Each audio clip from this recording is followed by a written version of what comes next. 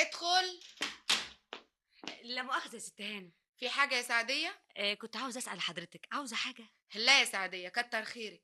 خشي نامي انتي، انا هستنى البيه لما يجي. طب ما استناه معاكي يا ست هانم عشان ما تقعديش لوحدك. لا معلش، انا اصلي لسه مش جايلي نوم. خشي نامي انتي. بقولك ايه، مم. لم الكوتشينة دي وخديها معاكي. حاضر يا ست هانم. يا ترى النهارده البخت طلع ايه يا ست هانم؟ الحقيقة يا سعدية ان الكوتشينة مش راضية تتفتح ابدا، والنحس مش راضي يفارقني ابدا. يا ساتر يا رب. ليه كده يا ست هانم؟ لازم في ادم وحشه دخلت البيت. ادم؟ ايوه يا ست هانم.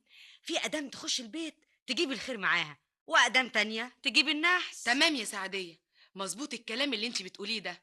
في فعلا اقدام نحس. ومش بس ادم يا ست هانم، ده يمكن الواحد يلبس فستان ويخرج عشان يقضي بيه شويه مشاوير مفيش حاجه تنقضى منهم، ويمكن فستان تاني يفتح كل الابواب في وش الواحد. فعلا، فعلا يا سعدية.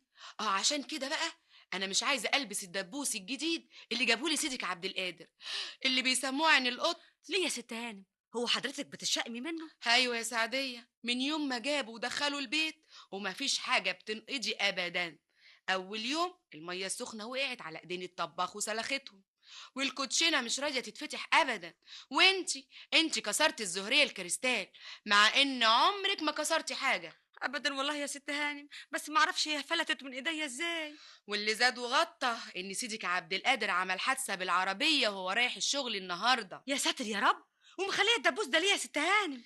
سيدك عبد القادر مش مقتنع ابدا بان الدبوس ده هو اللي جايب كل النحس. عايزني ضروري ضروري البسه وانا رايحه الفرح بتاع بنت اختي بكره بالليل. انا مش عايزه البسه عشان ما بوظت الفرح. لا يا ست هانم لا، اوعي تلبسيه، ما دام ادم وكده يبقى الله الغني عنه. بس اعمل ايه يا سعديه، هو مصمم وفاكر انه مكسب، وخصوصا بعد ما الجرايد كتبت عنه وقالت انه اشتراه، واني ما لبستوش في الفرح هيزعل وانا مش عايزه ازعله. طب ما تخبيه في حته يا ست هانم وقولي انك مش لاقياه لغايه ما الفرح يخلص. اخبيه؟ اخبيه ازاي يا سعديه؟ ما هو هيدور عليه برضه لغايه ما يلاقيه. ايوه صحيح. اقولك، ايوه يا ست هانم.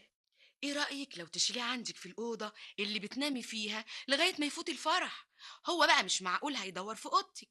ايه رأيك بقى في الحل ده؟ ايوه بس